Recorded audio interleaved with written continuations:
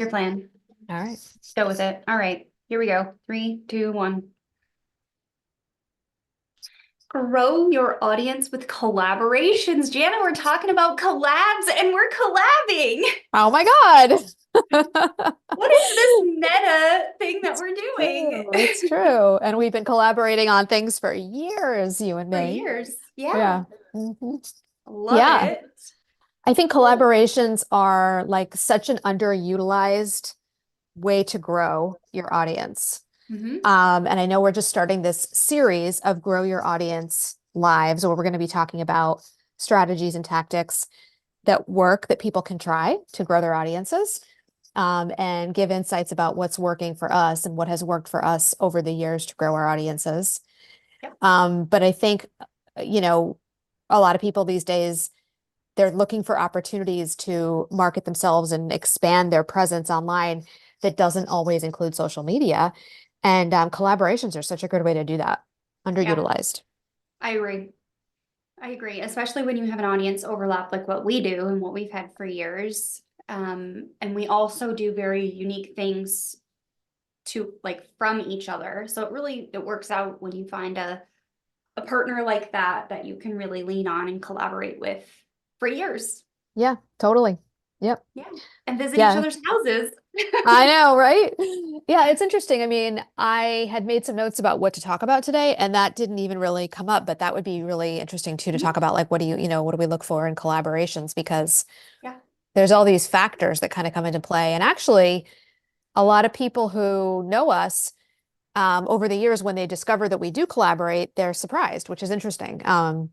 Because you're always hearing about like how to find collaboration partners, but ours is a little unique because, like you said, I mean, we don't do the same thing, but we're very similar in terms of what we do Yeah. and style and whatnot. So some people are like, why do you do that with your competitor? And I'm like, my what? She's But what everybody thinks differently. Yeah, right. Because when we started collaborating on stuff, we were both really like focused mostly on Pinterest marketing. And now? as we've both grown in a similar direction too, in the sense that we've Mhm. expanded to teaching more about content marketing and marketing in general. So it's kind of funny. Yeah. But Yeah. Well, we anyway, have similar belief systems and values and things like that in business and life. So I think that helps if you're looking to pick someone to collaborate with. right. I think that would be your first place to start. Yeah. Yeah. So this pick your growth stack series or grow your audience series that we're going to be chatting about over the next, it'll be 5 weeks because we do have 1 week off coming up. We have some pre-arranged things that we need to skip a YouTube live. So it'll be over the next 5 weeks, we're going to be chatting about growing your audience with different methods. You can go and notify yourself on all the YouTube lives right now. They are all scheduled on the channel. But today we talk about collaboration. So why don't we just kick it off with your first thought? Yeah. Yeah. What you just said, though, I want to respond to it real quick too, which is that when we planned this series, we called it, or are thinking about it as Choose Your Audience Growth Stack series. And you just mentioned that, but I just wanted to pull that out and say the stack, meaning like what are the things you're doing in 2024 or for the next 3 years if you want to be a more long-term visionary. Yep. What are the platforms in each of these different categories that you're selecting? And the idea would be that if you watch all these lives and learn about different collaborations, different audience growth categories, like this category today that we're doing is audience growth in with collaborations, and then look at each different kind of option within that category, you'll have a whole array of things to choose from. And we don't recommend that anybody try to do all of them. No. We've never tried to do all of them. We never would. Even over the course of a 10-year business, I haven't even tried all of them. But you can choose the ones, the three maybe, right? Or four, or even two, if you want to be tighter, that you're going to focus on for your audience growth, right? In 2024 or for the next, couple of years. So that's kind of the big vision here, right? Yeah. Okay. All right. So let's talk about these different sort of options when we think about collaboration. So because collaborations can take various forms and each of them have, their own unique benefits, and such. But generally speaking, a collaboration, another way that you can think about it is getting your business and your ideas and your content in front of other people's audiences. So someone else has an established audience that they've been growing, and you have complementary information that you can share with them in some way or shape or form, right? And by sharing that, you are providing content for their audience, which is valuable to them.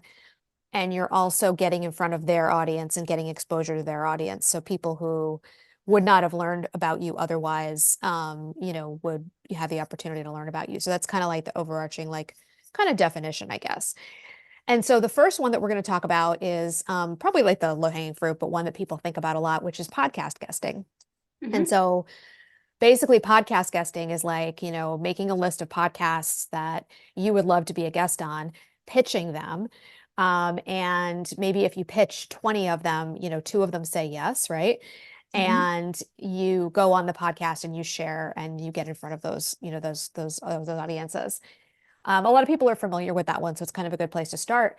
For me personally, this has worked great over the last, like, 8, almost going on 9 years in business, because I when I go on podcasts, I've had the experience where almost immediately within the first couple of days of the podcast being released, I know that my list is growing because I offered a free lead magnet, during that podcast. I can see it happening in Google Analytics.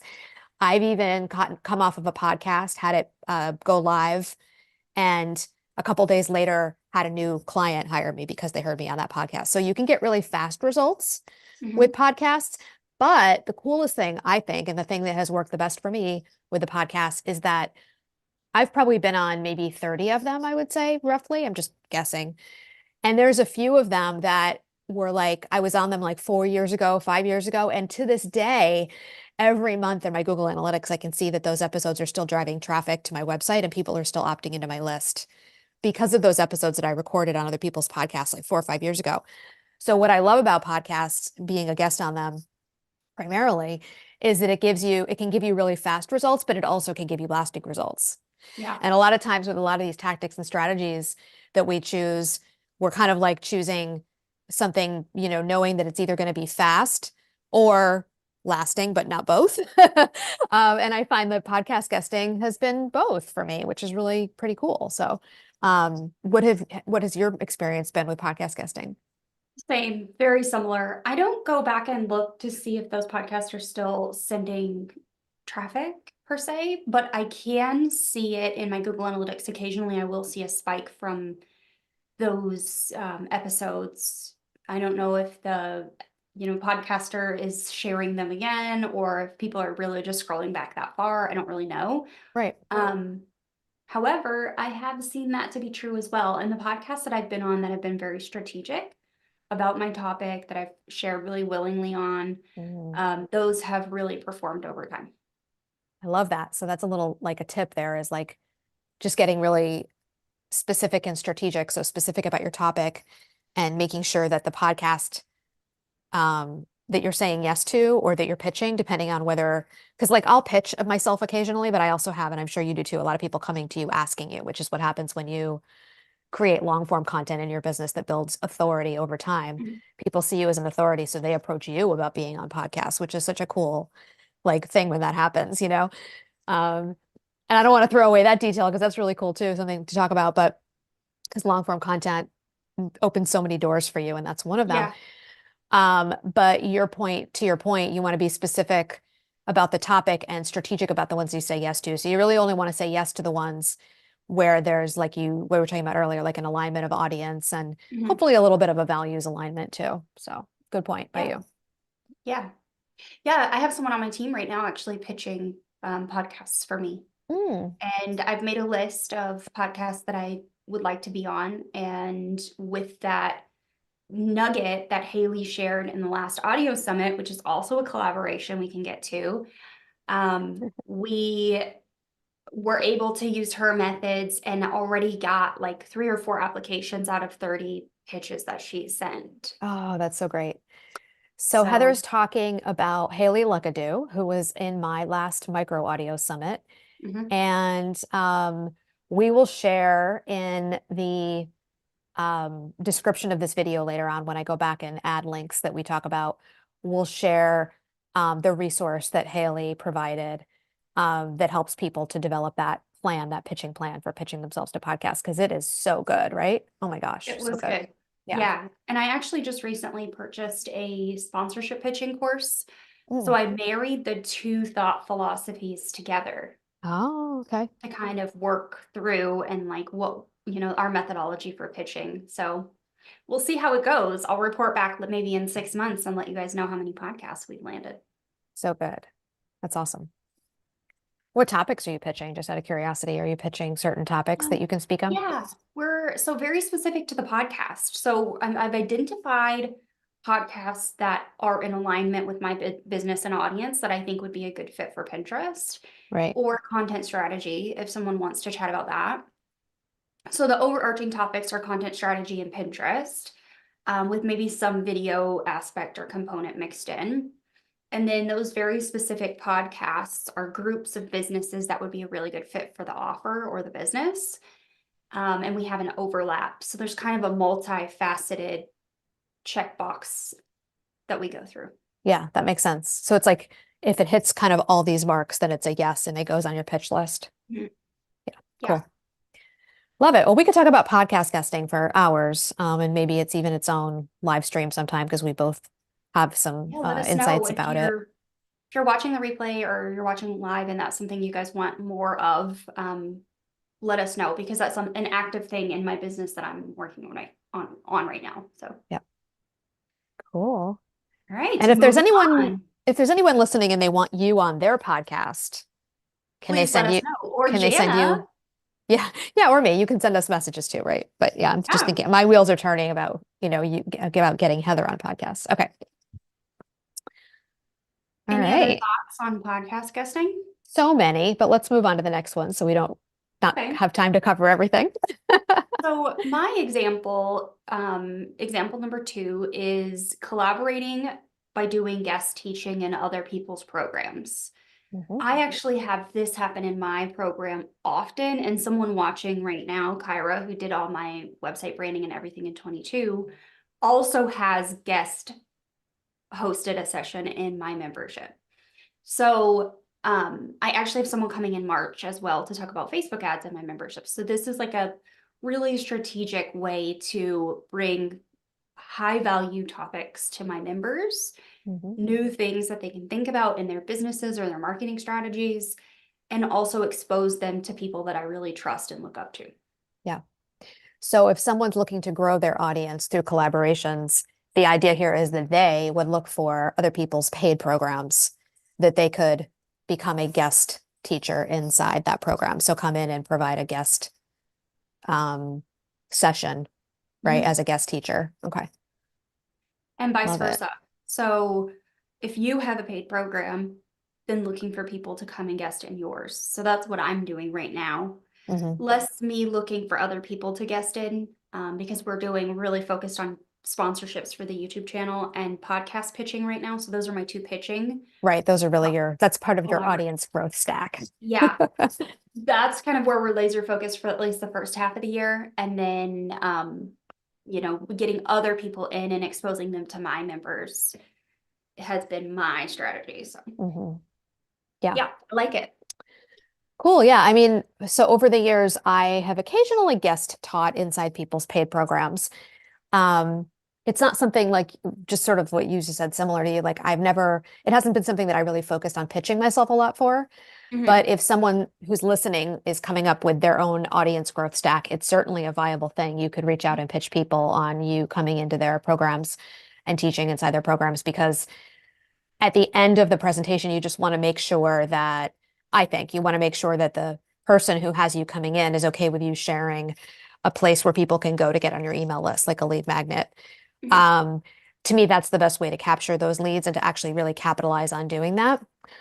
There are some people that believe that, like, if you're going into someone's paid program and you're teaching something really valuable, that they should be paying you.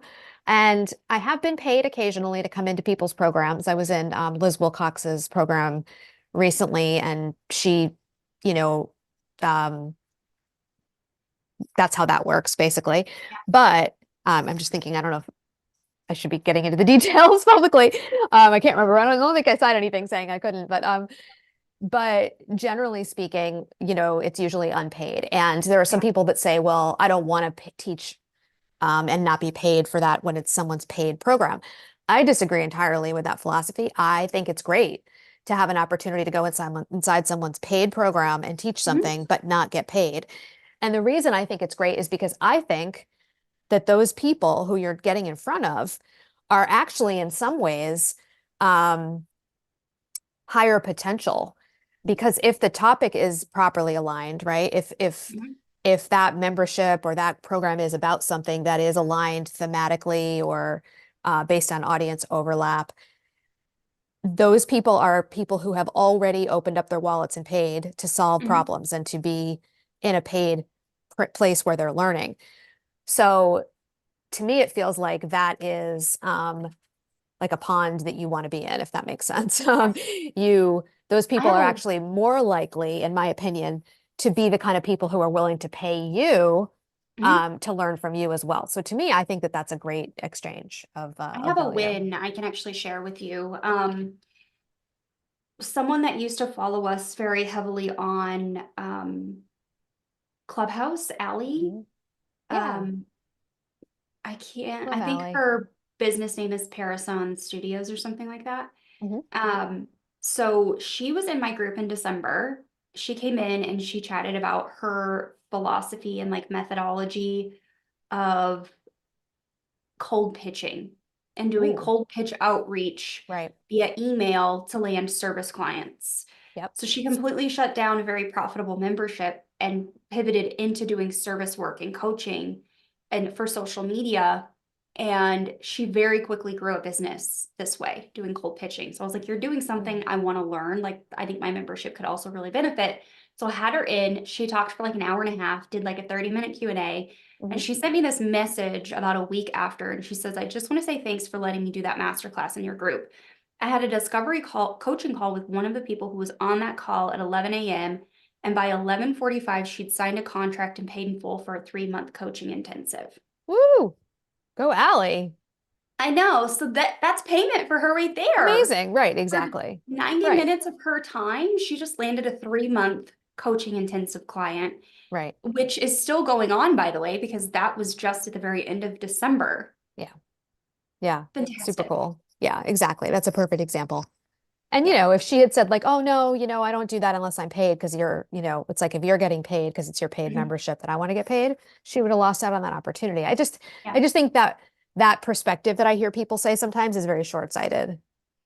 I don't mind, honestly. And I had a conversation with our friend Teresa yesterday about collaborations, brand collaborations specifically. So I do a Mm, lot of paid, like I make videos for a brand mhm, and they pay me for like 150 to 200 bucks. Like it varies based on the mhm, video or what they're needing it for. If it's for an ad, they will pay me more. But generally for like organic content, it's 150 to 200 bucks for what takes me 5 minutes mhm. of time. I just Yeah. did another one yesterday and sent it to the brand. I sent them two, so it was 10 minutes total. I sent them two options. And they're only paying like they have the full rights to use this content however they want for however long they want. I'm like, we haven't signed an official agreement or anything on this. Mm, And I was saying, like, a lot of people would feel like they would need to get paid a lot more money and then sign some sort of agreement stating, you can use my face, whatever. mhm, Right now, the way that I see it is my face on that brand, which is a huge brand, mhm. on their Instagram feed and their TikTok feed and their emails and their website is payment for me. Yes. And again, this comes back to the thing that we talk about all the time. And we're starting to go off on a little bit of a tangent, but I think it's worth mentioning. One of the reasons why that makes sense for you is because it's a brand enhancer for you. And then you can turn around and leverage that extra brand authority that you're getting from being on their platform Right. to sell more people into your membership. Right. So you have a product or a service that is your primary monetization method. Whereas people who are full-time influencers, Right. they're not typically selling a product or a service, or at least that's not their main focus. So they need to Mhm. get paid more to make it worth for them. But for Right. you, there's this more intangible, it's not even intangible. It's not as direct. It's not them handing you a stack of cash. It's a small stack of cash instead of a big one, but you can turn that opportunity into a big stack of cash. Mhm. You're cashing in, if you will, on, Yeah. it's kind of like a weird way to say it, like a kind of a rude way to say it, whatever, but you're leveraging that brand authority to sell more of your Yeah. offers. And that's just a, again, it's just a different business model. And And it's a so when you different hear, collaboration method. right. So when you hear people say like, oh, you have to charge a lot more for that in order to, be doing it right. Think about what their business model is. That doesn't necessarily mean that it's not right for you or that it is right for you if your business model is different than their business model. And this just comes up so often for us. Yep. And as we round the corner to example number 3, the last thing that I'll say on this is eventually with this brand, my hope is to get to the point to where we have some sort of formal agreement and I am Mhm. creating paid content for them in a much more structured way. So we're going to work our way there. We've already had the conversation of like sponsoring videos on this YouTube channel. We just have to figure out what that looks like for both of us. But I've built a really great relationship with this brand manager. Mhm. And I'm hoping that it's very fruitful. Yeah. Yeah. I love that. So, all right, lay So number good. 3 on me. Okay. So number 3 is summits. And really what I'm talking about, we could also talk about guests, like being in someone's summit, but what I'm talking about is hosting summits. So I've been hosting micro audio summits based on the system that my friend and summit coach, Mhm. Wendy Breakstone, teaches. And I'll put a link in there to some information about Wendy's micro audio summit system. When I say in there, I mean in our, I always, I can never In the get this out. description of the video after it's Description of the done. video. I always, always, always want to say show notes and then like trip over it and stop and pause and look at you and say, what am I saying? Okay, video description after it's done. Um, but so I've been doing this. I'm actually currently working on my third micro audio summit. My plan for the next couple of years at least is to run 3 or 4 per year. Mhm. Generally, they've been bringing around 600 new people onto my list per micro audio summit, onto my email list. And they also re-engage existing people on my list. So like I'll have like 800 people register and like Mhm. 200 of them are people who are already on my list, but they're re-engaging with me again by being part of this. And Yeah. then the other people are coming that are new. So the audience growth part of the strategy is the new people coming onto my list because the people who I have speaking in the summit are sharing the summit and promoting the summit to their audience. So there's a certain Mhm. number of agreed upon promotions. So if someone applies and is accepted for my micro audio summits, I require them to send 2 solo emails to their entire list, promoting the summit during the summit promotion window. And I encourage them to do social media posts. Social media is great if they want to do it, but to me, the most important thing is that they share with their email list. So the micro audio summits are really easy because they're low lift, in the sense that I have the system already built into like all my tech. So I have all my landing pages that I keep reusing over and over again. Mhm. Um, and it's audio only, which makes it really easy because it's easy for me to record. I can record in my jammies. I invite my guests to come and record in their jammies. Like it's super easy. Um, and it also there's only 8 speakers, including myself. So you don't have to be like keeping track of a whole, slew of speakers. It's just this cute little, like tight little system that once you have like up and running, it just works really well. And it's been working really well for me. So I've been doing that that's been a big part. That's like the biggest part, I would say, of my audience growth stack in the next, it was in 2023 and will be for 2024 as well, and most likely for 2025.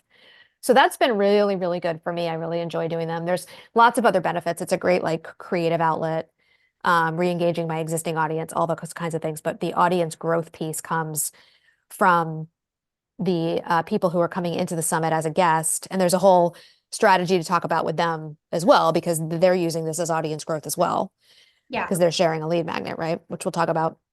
But the growth part of it for me comes from getting my summit in front of their audiences, and people sign up from their audiences to access Yep. the summit, and now they're in my audience because they're on my email list. Yep. And I was in your summit last year. We talked Mhm. about lead magnets, Yeah. and I had shared my lead magnet workbook in your summit and got like 26 or 28 new leads from that. I can't remember the number now. Yep. Of the people who were really interested in that topic. I think for a 30-minute talk, I really was happy with that. Yeah. You were able to show up Well, in your and jammies if you want, because it's audio only, and record with me. considering And yeah. I did two like summits last year or in the last year, like big summits where I submitted a video presentation and like an all access pass situation and got nothing from both of them. Yeah. Nothing.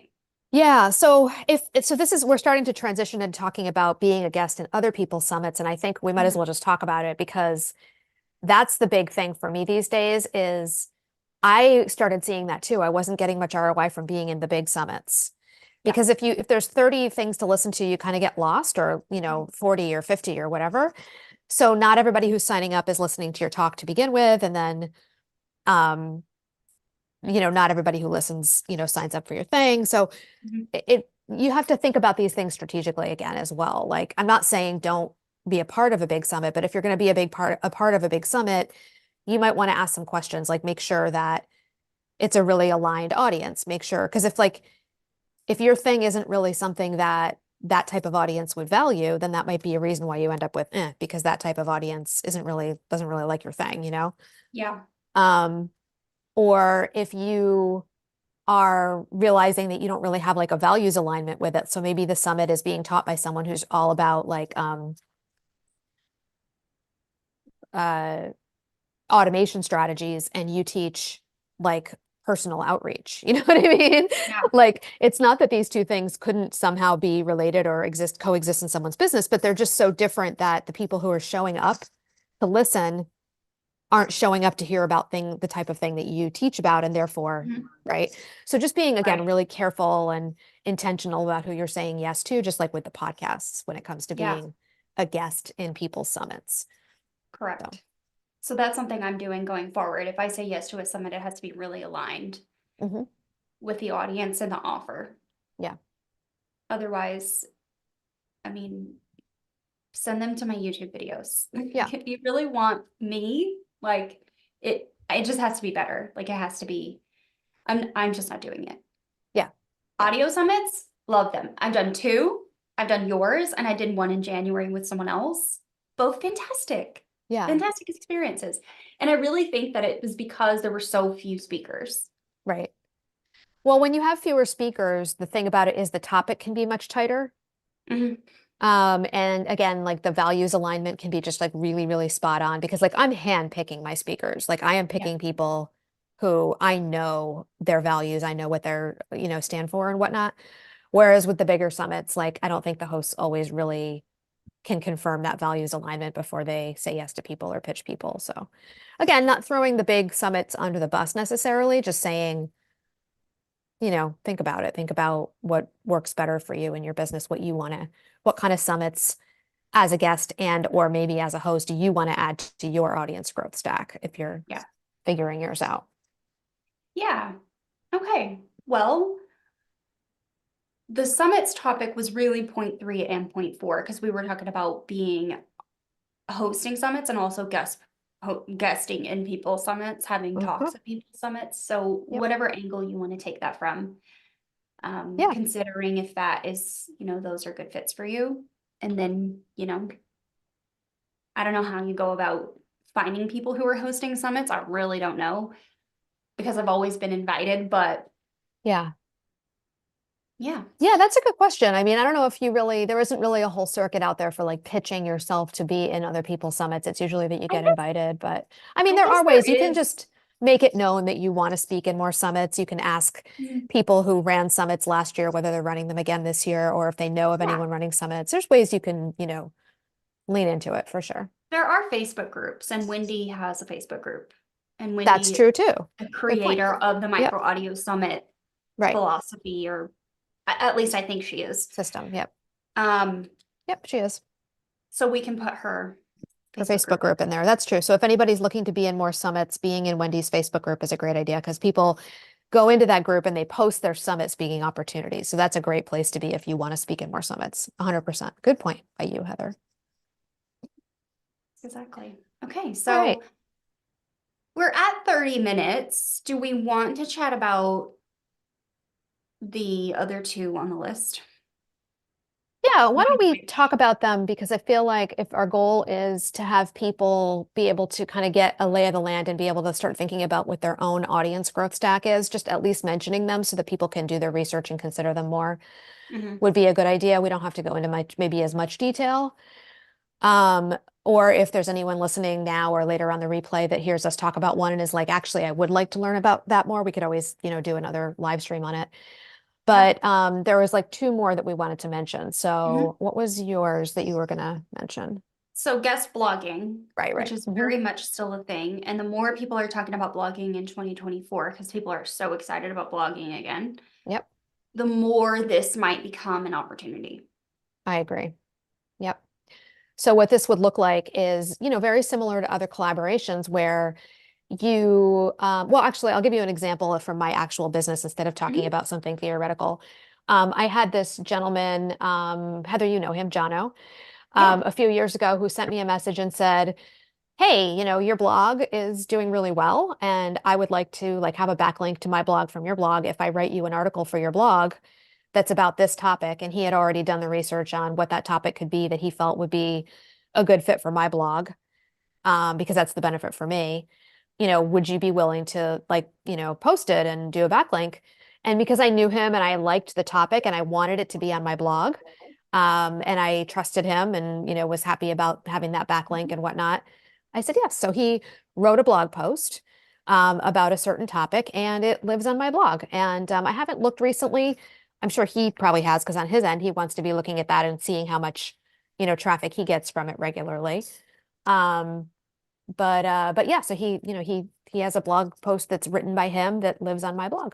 So, I have also done this on I was actually a regular contributor for about 8 months hmm, to another marketer's website, and they talk a big like umbrella about marketing. And the one topic that they wanted me to talk about, because they had one of our other Pinterest friends talking about organic, but they didn't have anyone to talk about ads. So I wrote 4 or 5 ad blog posts for their website, which sends me lots of traffic, and I actually get lots of clicks on the backlinks as right. well as Pinterest traffic because I shared those to Pinterest, and Pinterest always sends traffic to that domain, which then in turn to my website. Yeah, perfect. Worked really well. Yeah, I love that. I also did a blog post a couple years ago where I forget what the topic was because it's been a while since I looked at it, but it was like a roundup post essentially, and Mhm. I asked like 8 different experts on a certain topic to just write me one paragraph about their topic to answer a certain question. And rounded it all up in one big blog post and basically just linked to their websites. I said like, um, I asked, 8 experts to answer this question. Here's what they said, and they each answer Yeah. from their perspective of their area of expertise. And then underneath each one, it says just like if you, want to learn more about Heather and what she does, click here. And that was kind of a fun thing too. That was a fun thing to do. I never really, to be quite honest with you, ever really measured the effectiveness of it in any Mhm. specific way. I was just kind of like experimenting at the time. But that definitely is another way to think about like guest blogging or bringing other people into your Mhm. blog and developing those backlinks. Yeah. We did I say we, I did a recent post, a submission to Tailwind for that, their work-life balance post that they posted at the beginning of the year. I'm getting some traffic from that. And then I did another one that was actually featured on LinkedIn, not her blog. It's another Pinterest friend, our Netherlands Pinterest friend. Hmm. Or Jana, I think is how you say her Jana, name, but yeah. I'm not 100% sure. But I Yeah. know for a fact that my feature in that LinkedIn blog post led to sales because I had people reaching out to me about my membership right after it went live. Like they were Yeah. emailing me. Yeah. Very cool. So many Mhm. possibilities. And some of the Really? stuff starts to overlap a little bit into PR as Mhm. well. Because when you show up on like Tailwind's blog, for example, it's a little bit of a PR code too. So Yeah. it's kind of, yeah, interesting. Okay. So our other one is what we're doing right now, which is live Right. streaming Right. together. Exactly. So the larger category, I guess, would be like social media, even though YouTube isn't technically social media, but collaborations where you do a live stream with someone else and you live stream to Mhm. both of your audiences, right? So you get in front of mine, I get in front of yours. Yep. Or like, like what we're doing here. Or I've also seen other social media collabs, for example, for a while, it was really popular during our Clubhouse days, actually. There was a really big Clubhouse influencer who was encouraging people in his community to submit carousel posts that they wrote and designed about an area of their expertise to him that he would put on his Instagram. Oh, nice. And yeah, and that was working really, really well for some people. I knew some Clubhouse folks who did it, a carousel based on his kind of specs and like knowing his audience and knowing what kinds of topics he liked, put it together like on spec, if you will, sent it to him. And he said, yes, it's approved. He posted it. And in the caption, the call to action was to follow that person on Instagram, follow like the person who created, The post. the carousel. And I knew this one woman who grew her Instagram following by like 2,000 people, followed her Wow. on the day that this guy, this, large influencer posted her carousel post. So it was almost like guest blogging, but guest carousel posting on someone else's Instagram profile. Like in So go ahead, Instagram sorry. takeovers are a thing. That's it. Yeah. I normally see those in stories. Right. Right. Yeah. Yeah. So yeah, and if you go back to this guy's Instagram feed, you'll see, all these carousels, and I don't know if he's still doing it to this day. What was his name? I don't remember his name. I don't even know what it is A man who is a brand strategist. If I think of it, I'll put it in the, you know, in the description. the description. But yeah, and so it was like content for his feed, Uh-huh. but yeah, it was an interesting phenomenon. So anyway, you can get creative with social media collaborations, including live streams, but there's other ways to do it as well. So that's another kind of big category, if you will, of collaborations or, getting in front of other people's audiences as Yeah. a audience growth strategy. Nice. Yeah. Well, those were the other two examples. And I think I've used most of the things that we talked about today at some point in my business or am continuing to do so. So Yeah. Yeah. I think it just makes sense for you to prioritize kind of what you are wanting in your business right now. For me, I am prioritizing brand sponsorships and podcast pitching. Hmm. Yeah, and I agree with you. I think, now that I look at the list that we just kind of went through, all the things we just talked about over the, 8-ish, whatever years in my business, there's some that I've tried and it worked great and I went all in on them for a while. And then there's other ones that I dabbled in and either they didn't work great or I just didn't vibe with it or whatever. So I just didn't Yeah. keep doing it. So you can try these different things and dabble in them. But I think the goal really is, like you said, Heather, to find a couple things, Mhm. and that becomes your stack, the things that you're like all in on that you're really gonna, do for a while and really get the juice from them. So for me, my audience growth stack right now is really Pinterest, Threads, micro audio summits. And I feel like I'm missing something big. I'm looking at my categories. There might be something I'm missing, but that's my audience growth stack right now. And we're going to be doing live streams in this series to talk about the other categories, if you will. Today's live stream was all about getting in front of other people's audiences or collaborations as an audience growth strategy. But Yeah. we're going to be talking about social media audience growth, search engine audience growth, and email list growth as well as part of the series. So make sure you what do we have people do? Hit the notify me button, Yeah. right, And for you those can go get videos.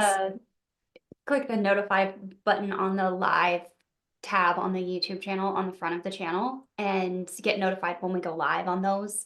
We also like to post on socials beforehand. So Jana oftentimes will post a day or two before. I posted about it this morning.